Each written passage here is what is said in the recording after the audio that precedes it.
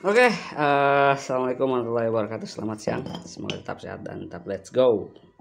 Kembali lagi bersama kami zona standar, zona STD. Jadi di hadapan kita ada beberapa krek as, ada 3 krek as ya. Yang 2 itu Mio dan yang satu ini bit ISP. Kita akan bahas dulu di soal bit ISP. Jadi bit ISP ini sebelumnya speknya itu 130 harian touring ya. Dan lumayan awet ya, motor udah setahun lebih, tapi si owner minta naik spek, mau dibikin ke 150 dan kita akan gunakan pen stroke 1,5 mili. Di sini kita melakukan proses penanaman timah dengan diameter timahnya ini 18 mili. Sebelumnya kita sering menggunakan yang mata bor 16 mili, namun sekarang kita perbesar 2 mili dari sebelumnya. Jadi untuk karakter bit khususnya di ISP ini sedikit berbeda dengan bit karbu atau series KPY ya. Untuk bit KPY posisi kampaknya ini, titik lemparnya ini agak ke sini, nah gitu, agak lurus. Jadi kalau ini agak miring ya, torsinya udah cukup kalau untuk torsi secara bawaan. Jadi kita nambah timah itu untuk mengimbangi diameter seher dan bobot seher dari sebelumnya gitu. Karena untuk seher yang kita gunakan sekarang diameter 57 dan juga sehernya itu mentah. Jadi saya rasa sangat dibutuhkan pemberat di bagian daunnya. Namun untuk bit K44 itu ketika kita tanam timah seperti ini ya, kita kasih garis 15 mili dulu. Sebelumnya kita kasih garis 15 mili, kita putar dan kita kasih garis lagi 15 mili lurus. Nah, jadi setiap titik yang temu tadi garis kita bor tepat di tengah-tengah ya. Jadi untuk yang bagian tengah itu kita ambil 90 derajat dari titik center ini ke bawah gitu. Jadi berada di tengah-tengah kampaknya.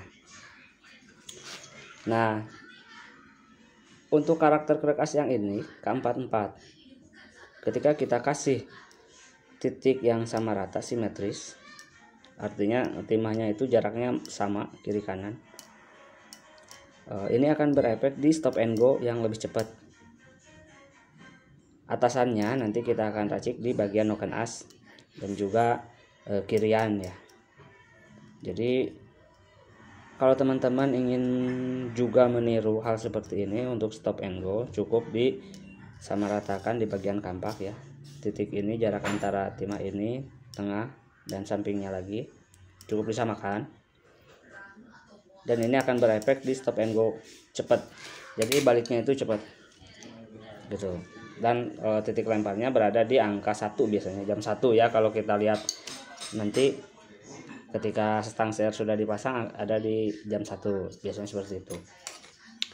Namun untuk bit karbu, ketika kita kasih timah yang sama rata seperti ini, maksudnya jarak ini ke sini itu sama dan ini ke sini sama ya, tiap titiknya sama, itu akan menambah tenaga di bagian atas, di putaran atas. Karena daunnya untuk bit karbu seperti tadi saya bilang, daunnya bit karbu itu agak lurus dengan pen stang seher ini, agak lurus. Jadi nggak miring seperti ini ya, nggak miring seperti ini, dia agak lurus gitu.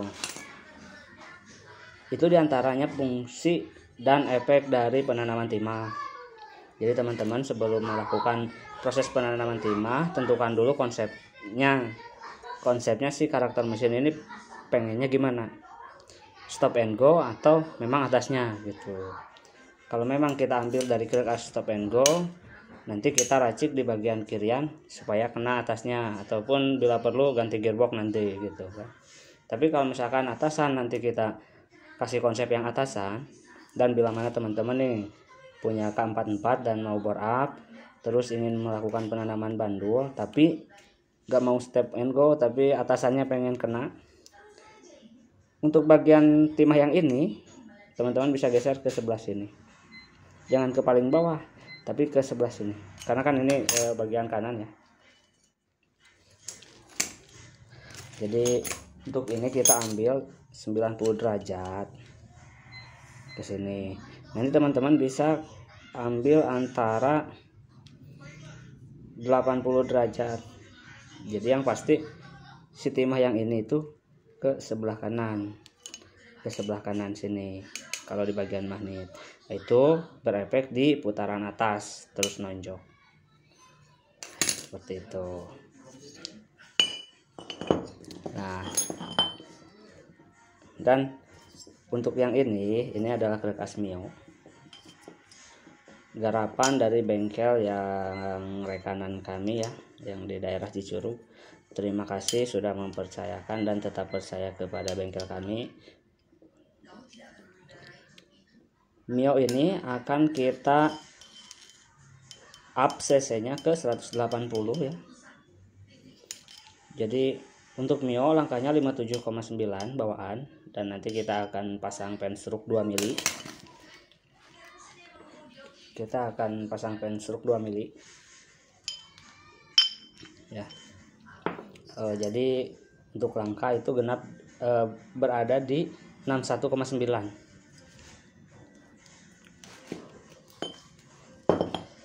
dengan penstroke 2 mili.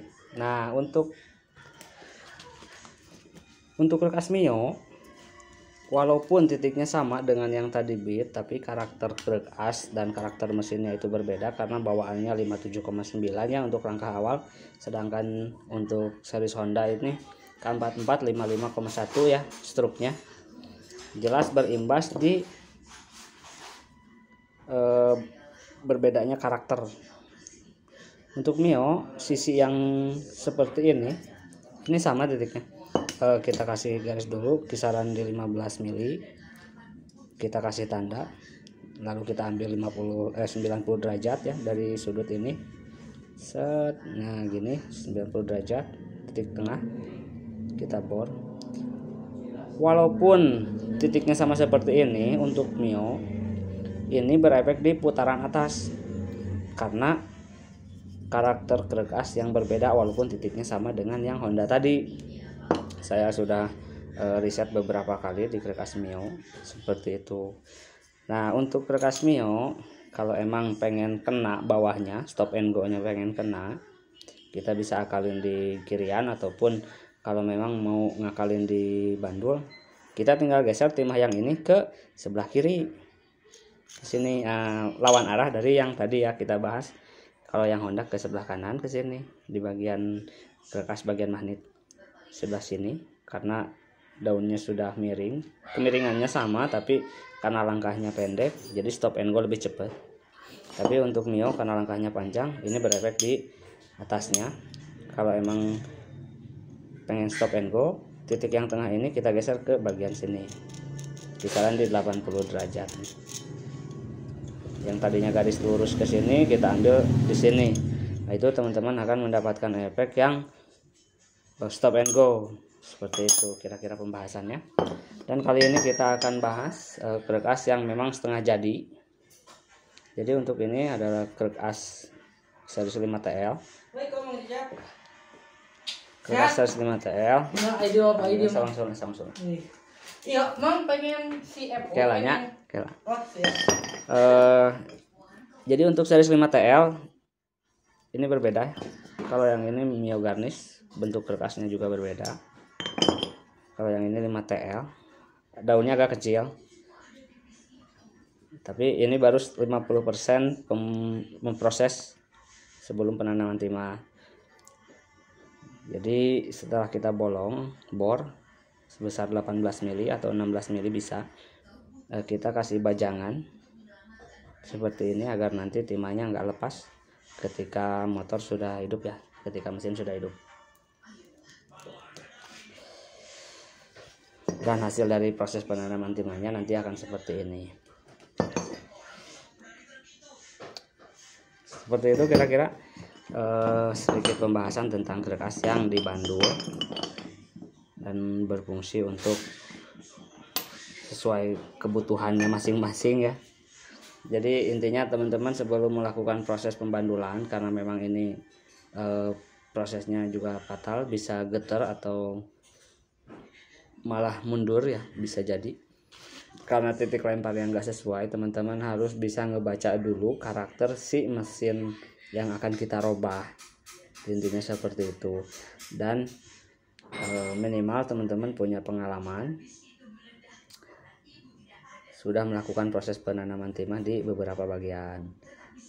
Jadi alhamdulillah ya, untuk kita sering melakukan riset, dan ini yang paling enak, sedikit bisa ngebaca karakter dari truk asnya itu seperti apa. Teman-teman juga bisa tiru cara yang tadi kami terangkan. Mohon maaf apabila ada kesalahan, semoga bisa dipahami, semoga bermanfaat. Kalaupun ada yang ingin ditanyakan, apabila kita bisa jawab, insya Allah kita jawab. Dan apabila kita nggak bisa jawab, kita akan cari bareng-bareng jawabannya sesuai dengan pengalaman ya. Pokoknya semoga bermanfaat, semoga tetap sehat, dan tetap let's go. Terima kasih banyak. Assalamualaikum warahmatullahi wabarakatuh.